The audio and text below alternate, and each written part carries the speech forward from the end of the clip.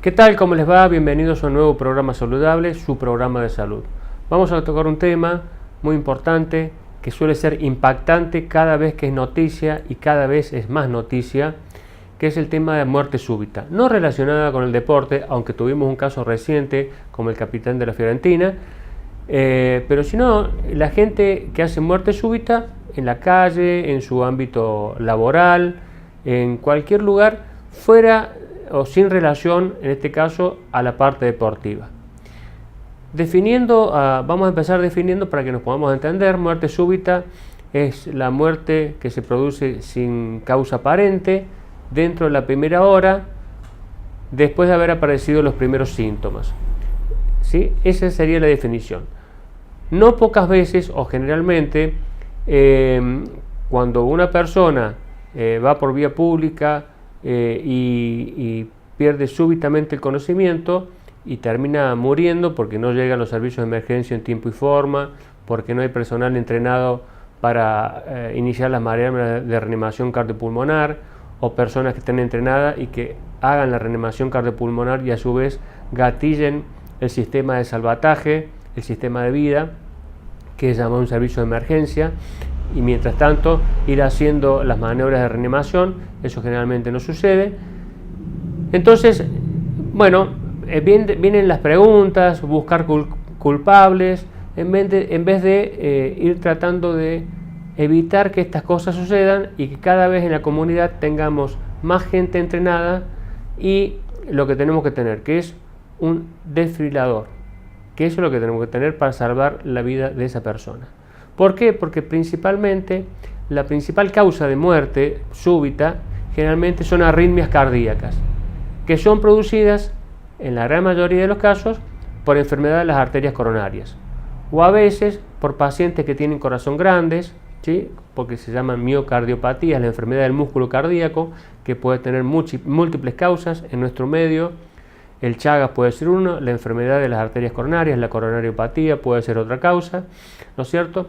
Entonces tenemos múltiples causas y la única posibilidad que tienen esos individuos de salvar su vida es disponer rápidamente, antes del primer minuto de producido el evento, de un cardiodesfibrilador externo automático, que se le dice DEA, y que cada vez usted va a escuchar que se pregona la posibilidad de utilizarlo, pero que en realidad las políticas públicas no se encargan de dar el paso y de darle herramientas a la población para tener esta posibilidad de trabajar en este tipo de pacientes. Como decía, la principal causa es la enfermedad coronaria. La aterosclerosis es la principal causa.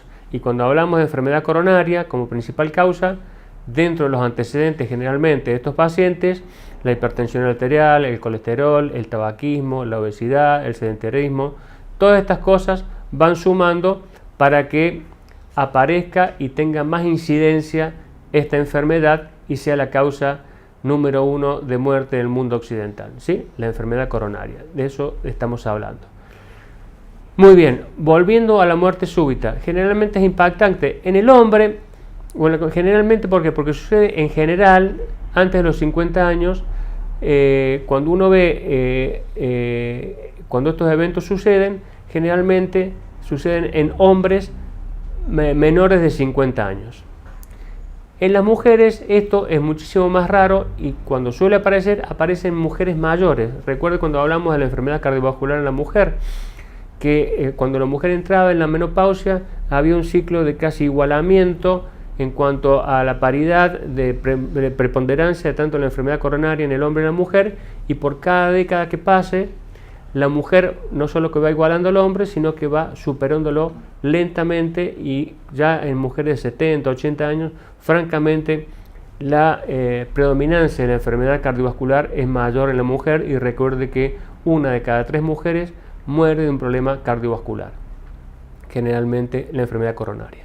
Así que eso ténganlo en cuenta y, digamos, retrotrayendo un poquito al último programa. Muy bien. Entonces, como les decía, la principal causa en el hombre menor de 50 años es la enfermedad coronaria. ¿Y por qué sucede esto? En general, estamos hablando de generalidades, no de causas particulares, sucede porque las arterias el organismo es una máquina perfecta. Cuando aparecen las enfermedades de colesterol, la presión y el corazón pone en juego, el sistema cardiovascular pone en juego mecanismos de equilibrio, lo que trata de hacer es de ir compensando cosas, y en este caso las arterias coronarias, que son 3 básicamente, arterias principales, y que a medida que evoluciona la enfermedad, si se va instalando paulatinamente, permite ese tiempo de que entre una arteria y otra se vayan formando puentes de unión, entonces vayan supliendo eventualmente cualquier obstrucción de las arterias. Cuando esto sucede en el tiempo, muy paulatinamente, se va formando toda una red que nosotros llamamos circulación colateral, o sea, se va armando todo como, imagínense, una tela de araña, y entonces eso hace que en algún momento, si es que alguna arteria se tapara, ese cuadro en general, podría ser tolerado mucho mejor que en aquellos pacientes que no tienen esas redes o esa circulación colateral. Por lo tanto, cuando una arteria se tapa y no está esa circulación colateral o ese entramado que permita proteger áreas del corazón, al no estar protegida por esa circulación anexa que se produce en el tiempo, se tapa una arteria y grandes porciones del miocardio, del músculo cardíaco, entran a sufrir, y depende del porcentaje de ese músculo cardíaco, hace que mayor cantidad o menor cantidad del corazón sufre o se muere, porque una arteria tapada significa que no le llegan los nutrientes necesarios. Entonces las complicaciones son mucho mayores. Esos pacientes tienen mayor predisposición a hacer arritmias, que generalmente son mortales, y es ahí donde desencadenan o gatillan esas arritmias severas que son mortales, y producen, por supuesto, la muerte súbita. Y la única forma de sacarlo de esa situación es tener a mano, ¿sí?, o que llegue rápidamente una ambulancia antes del primer minuto, que es donde los porcentajes de rescate de sobrevida en pacientes que han tenido una situación de esta naturaleza, hace que tengan más del 90% la posibilidad de que puedan salir y sobrevivir a un evento que puede ser catastrófico, como en este caso. Muy bien, esta es la primera parte, vamos a la primera pausa y continuamos con el programa.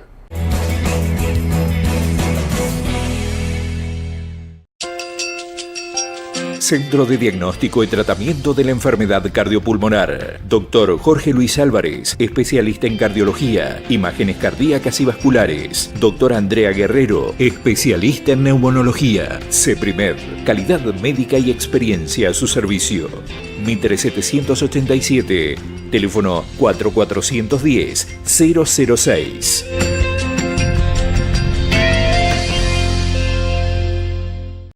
Laboratorios de Análisis Lencina y Asociados. 40 años de trayectoria avalan nuestro objetivo de brindar la mejor calidad en salud. Formamos parte de ALAC, Asociación de Laboratorios de Alta Complejidad de la República Argentina. Certificamos bajo normas IRAM ISO 9001-2008. Porque también en San Luis la calidad en salud es un derecho. Laboratorio Lencina y Asociados. Chacabuco 433. WhatsApp 2664-921014. Teléfonos 4427-102, 4427-793. Muy bien, continuamos con el programa. Estábamos hablando de muerte súbita. Recordemos entonces un repaso. Varones, generalmente menores de 50 años. La causa principal, las arritmias cardíacas. Secundarias, generalmente, enfermedad coronaria. Eso dicen las estadísticas. Argentina no tiene esa capacidad estadística y deberíamos tener por una ley en donde toda persona que muere en vía pública en forma súbita debería tener una autopsia hecha a los fines de saber de qué ha muerto esa persona. Y también eso nos va a ayudar a saber si tenemos o correspondemos a la misma estadística de la que el mundo hoy maneja, o si hay alguna otra enfermedad que esté dando vuelta que nosotros no conocemos ni tenemos estratificada, y para que se puedan tomar políticas en ese aspecto y poder prevenirlas. Eso es importante. Muy bien, entonces la solución a esto es, por supuesto, el cuidado, el control de la hipertensión, de los factores de riesgo clásicos que siempre hablamos, y tener los controles regulares anualmente que necesitan este tipo de pacientes a los fines de que la posibilidad de que se produzca un evento de esta naturaleza disminuya al máximo, ¿sí? Bien, lo otro es la educación. Lo otro es la educación y la posibilidad de tener a la mayor parte de la comunidad entrenada para reanimación cardiopulmonar, ¿sí? Y la otra, tener sistemas de salud que funcionen rápidamente y puedan acceder rápidamente con los elementos que se necesitan en ese caso, que generalmente, como les digo yo, es un desfibrilador externo automático que permite hacer una descarga eléctrica para que esa arritmia desaparezca y el corazón pueda tomar su ritmo normal y salvar la vida de una persona. Muy bien. Supongamos, vamos a la mejor hipótesis, una persona tuvo un episodio de muerte súbita, fue en un lugar, un ambiente hospitalario, en un lugar donde haya un área cardioprotegida, que disponen, como la Universidad Nacional de Salud, dispone de cardiodesfibriladores en distintos lugares que se ubican estratégicamente, con personal entrenado. Asumamos que todo eso funciona a la perfección. Una persona tiene un evento de esa naturaleza, se activa el protocolo correspondiente, se hace el choque, se puede salvar a la persona, esa persona es derivada, internada, y hay toda una serie de estudios que ya están protocolizados y que se van a hacer para estudiar a esa persona para evitar que ese evento vuelva a producirse. Muy bien, dentro de los estudios, por supuesto que el cateterismo juega un rol fundamental, porque lo primero que se le debería estudiar en general a todo este tipo de pacientes es las arterias coronarias. Las arterias coronarias pueden estar enfermas o pueden estar sanas. Son dos opciones. No necesariamente las arterias tienen que estar enfermas, pero pueden estar sanas. Y bueno, se buscan otras causas. Porque de hecho hay otras causas. Recuerden que el corazón consta de una parte muscular y una parte eléctrica. La parte muscular se sostiene por la irrigación adecuada y porque esa parte eléctrica funcione adecuadamente. O puede producirse que esa parte eléctrica tenga problemas por distintas causas, por enfermedades parasitarias como el Chagas, por ejemplo, que es endémica en nuestra zona. Entonces produce toda una serie de alteraciones en la conducción eléctrica del corazón y se producen distintos tipos de bloqueos, y eso puede producir o gatillar arritmias severas o puede producir una muerte súbita, porque directamente hay una desvinculación entre toda la parte eléctrica del corazón y hay un paro cardíaco. Bien, en estos casos, si es que esto sucediera, hoy por hoy se dispone desde el punto de vista terapéutico de cardiodesfibriladores, de marcapasos, toda una serie de tecnología de punta que permite ir censando la actividad eléctrica del corazón, y ante la posibilidad de que esas arritmias puedan volver, automáticamente esos dispositivos, que son como pequeños marcapasos, registran y automáticamente largan un choque eléctrico, que sería como los desfibriladores externos que fueron los que en principio salvaron a este paciente, para evitar que eso vuelva a producirse. Eso se analiza cada tanto, e incluso esos programadores se pueden utilizar, se pueden ver si hubo descargas durante esos 3 meses que no se controló, qué intensidad tuvieron, qué tipo de arritmias fueron. Entonces a partir de ahí uno va ajustando la medicación para evitar que esos pacientes tengan choques frecuentes, porque también es un trastorno. Cada tanto que uno ande caminando y le haga una descarga eléctrica, imagínense con meter los dedos en el enchufe, no es poca cosa. Por supuesto que hubo todo un boom en esta aparatología y en toda esta tecnología de la cual hoy se dispone, y como todo, siempre hay una curva de aprendizaje. Entonces al principio parecía la panacea que iba a salvar todo, después se vio en el tiempo, se tranquilizaron un poco las aguas, se vio que no era así. Entonces hoy se estudia o se analizan mucho los pacientes previo a la colocación de este tipo de dispositivos, primero porque son enormemente costosos y el sistema de salud no soportaría andar poniendo cardiodesfibriladores a cualquiera que se ande desmayando. Punto número 1. No todos los pacientes que han tenido una muerte súbita, una vez analizados adecuadamente, necesariamente necesiten un implante de un CDI, que es un cardiodesfibrilador implantable. Entonces se analizan hoy por hoy con la parte de computación, imágenes, todo eso, realmente hay una capacidad de valoración que es espectacular y permiten optimizar al máximo la utilización de estos recursos que son extremadamente caros y que a veces puestos en formas inadecuadas y sin el análisis acorde en centros de experiencia, es gastar una fortuna en algo que no va a funcionar y que expone al paciente a un nuevo episodio. Eso hay que tenerlo en cuenta. Y por supuesto, otra posibilidad es que las arterias del paciente estén enfermas, entonces va a cirugía cardiovascular o se van destapando las arterias a través de las angioplastías, ¿sí? Bueno, ya otra serie de cosas que ya les hemos tratado en programas anteriores y que ustedes ya conocen de qué se trata. Lo otro es que sean pacientes que por ahí vienen con corazones grandes, por ejemplo por pacientes chagásicos.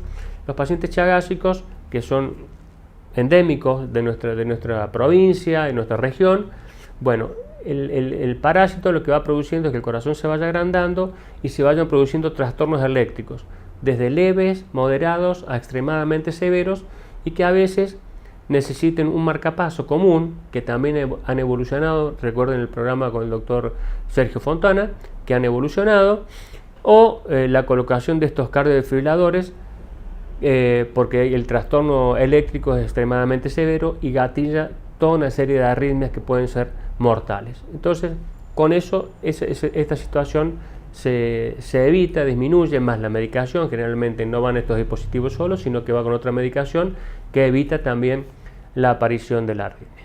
Muy bien, vamos a ir a la segunda pausa y después continuamos con la última parte del programa.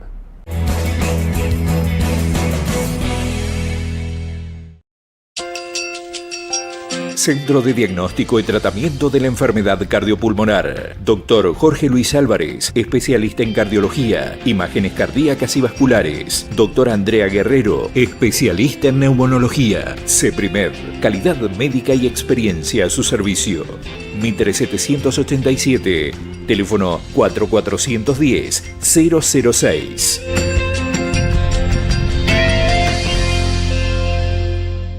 Laboratorios de Análisis Lencina y Asociados. 40 años de trayectoria avalan nuestro objetivo de brindar la mejor calidad en salud. Formamos parte de ALAC, Asociación de Laboratorios de Alta Complejidad de la República Argentina. Certificamos bajo normas IRAM ISO 9001-2008.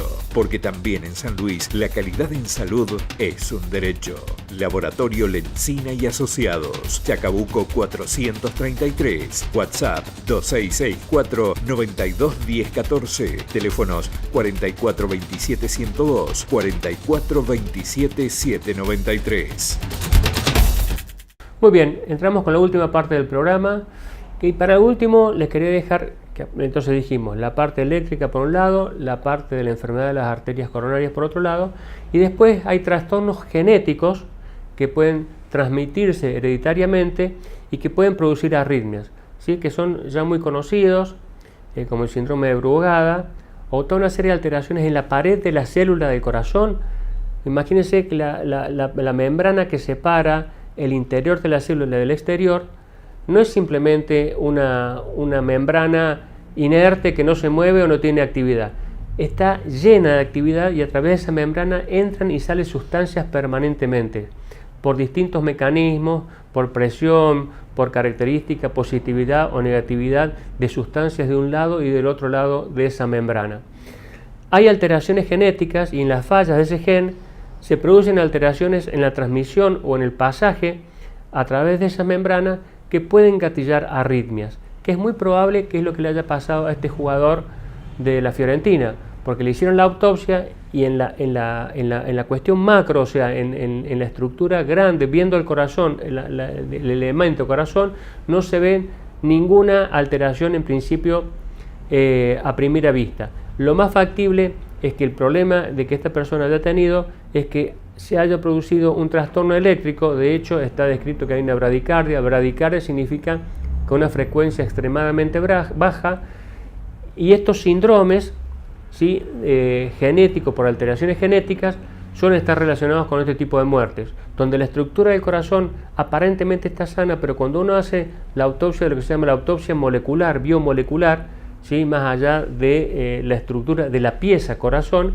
Cuando uno va a investigar lo que pasa en la célula del corazón, ¿sí? Eso desde el punto de vista de las autopsias es una cosa muy específica para estudiar las muertes súbitas, y en los países del primer mundo donde hay alta incidencia de este tipo de muerte, se estudian y hay especialistas que se dedican, son médicos forenses dedicados a esto de la autopsia molecular. Entonces van a buscar las paredes de las células, estas membranas, y se estudian todos estos sistemas que ya están documentados, que causan estas arritmias y la muerte. Seguramente que a este jugador de fútbol de 30 años le ha pasado eso, y ahí debe estar la clave de la muerte de este chico. Por eso, en principio, en la pieza corazón no se encuentra ni alteraciones en la válvula, ni una miocardiopatía hipertrófica, ni el corazón grande, o alteraciones que indiquen que el músculo cardíaco haya fallado, sino que seguramente a punto de partir de un trastorno eléctrico,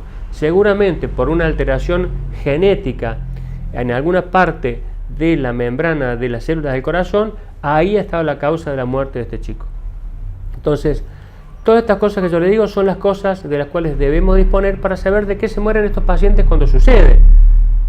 Porque si no, nos quedamos sin saber de qué se murió y nos quedamos con el impacto de decir, bueno, pero una persona ultra entrenada de 30 años con una familia recién en formación quedó en la nada. No queda en la nada. En los países serios que quieren saber de qué se mueren las personas y se encargan de investigar, eso no sucede. Eso ya va a ver que de acá en un tiempo, antes de los próximos 3 meses, se va a saber perfectamente qué le pasó a este jugador. Muy bien. Por eso decía yo que si bien hay una ley que dice que toda persona de muerte dudosa en la vía pública debe ir a una autopsia, esa ley debería ser revisada, y toda persona que muera en forma súbita en la vía pública o en cualquier lugar debe ir a una autopsia para saber de qué se murió. Si no, no vamos a tener estadísticas, y si no tenemos estadísticas no vamos a saber cuál es el problema, y si no tenemos la ubicación de cuál es el problema no vamos a poder aportar soluciones. Es más fácil que la tabla del 1 esto. Eso se llama política pública, y eso se llama me interesa lo que está pasando y me encargo de la salud de la gente, ¿sí? Entonces hay que mandar a perfeccionar a los distintos especialistas, a los médicos forenses, que hay muy buenos médicos forenses en nuestro medio, pero está esto de la parte biomolecular que hay que estudiar y hay que mandar a formar, como todo, y necesitamos tener nuestras estadísticas de por qué se muere la gente, en relación o no al deporte, pero que hacen una muerte súbita, para a partir de ahí tener una estadística y saber cómo enfrentar el problema, cuáles son las políticas que se deben aplicar. Eso es fundamental. Muy bien, y por supuesto lo primero que tienen que hacer es quienes hacen las leyes, que no somos los ciudadanos lo que tenemos que hacer es cumplirlas y respetarlas. Los que hacen las leyes se tienen que poner lo que se tiene que poner y asesorarse, por supuesto, porque también como desconocen el tema, deberían asesorarse para saber qué son las cosas que están necesitando para hacer leyes u ordenanzas, pero básicamente leyes que puedan permitirle a la gente tener mejor calidad de vida. Y eso la gente común no lo puede hacer. Tiene representantes, gente encargada que debe interesarse, decir yo de esto no sé nada, me voy a interesar, invitar a los especialistas a los lugares en donde trabajan, que escuchen un tema, que escuchen cómo se trabaja en el mundo y tratar de ver cómo se pueden implementar. Yo no digo copiar, pero implementar en base a nuestra idiosincrasia, en base a nuestras experiencias, en base a las posibilidades que se tiene en nuestro medio para poder llegar adecuadamente a hacer aportes y a hacer leyes que puedan ser de utilidad para la comunidad. Esto es muy importante. Recuerde, la muerte súbita. Quería hoy que les contara un caso de un paciente que, bueno, lamentablemente no pudo estar, que era un testimonio. Así se acuerdan, el año pasado, cuando dos pacientes jóvenes, menores de 40 años, también con su sintomatología, le completamos los estudios y tenían lesiones severas en la arteria principal del corazón, que es la arteria descendente anterior. Se les angioplastió y ahora hacen su vida normal, hacen deporte, buceo, siguen jugando al fútbol, andan en bicicleta, sin ningún tipo de problema. Esta persona se los voy a comentar rápidamente. El testimonio de él lamentablemente hubiera sido muy útil porque es el testimonio de lo que pasó.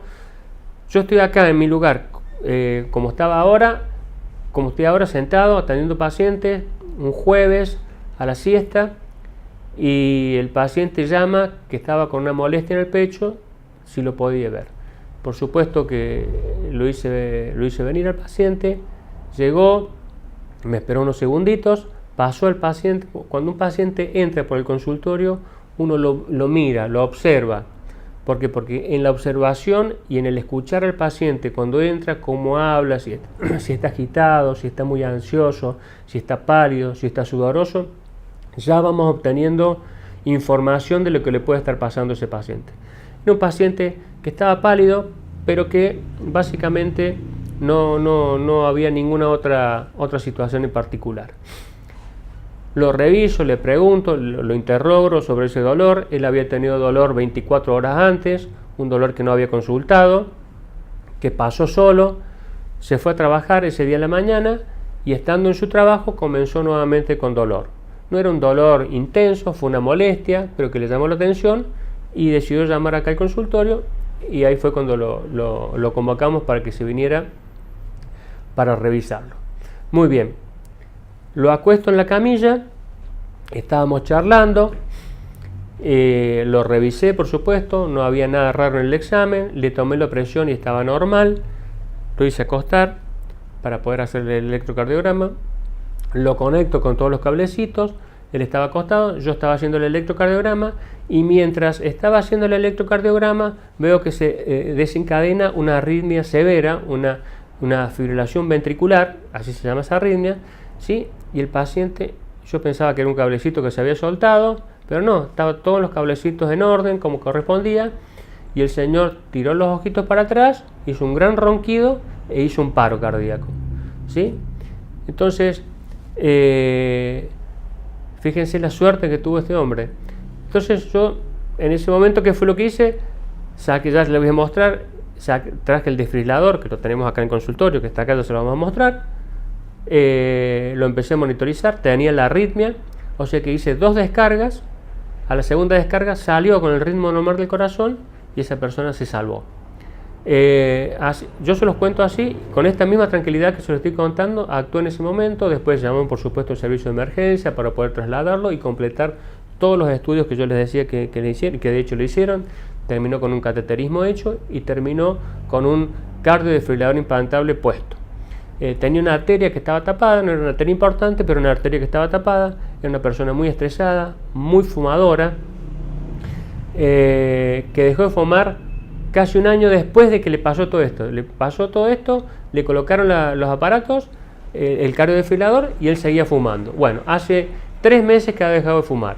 Por suerte, así que ayer cuando me enteré, cuando le invitaba al programa para que diera su testimonio, me alegró mucho por él.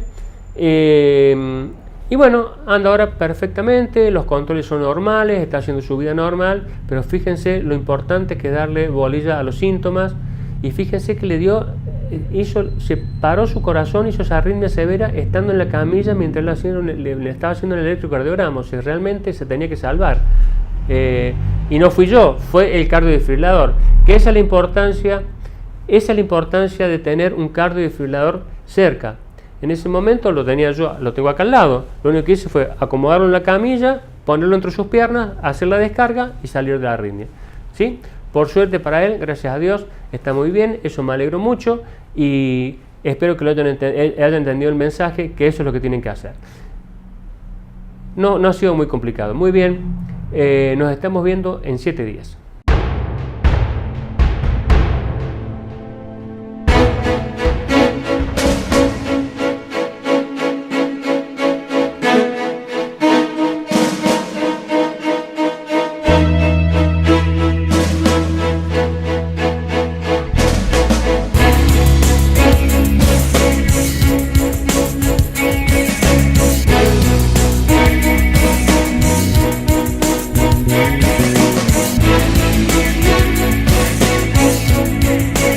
Thank you.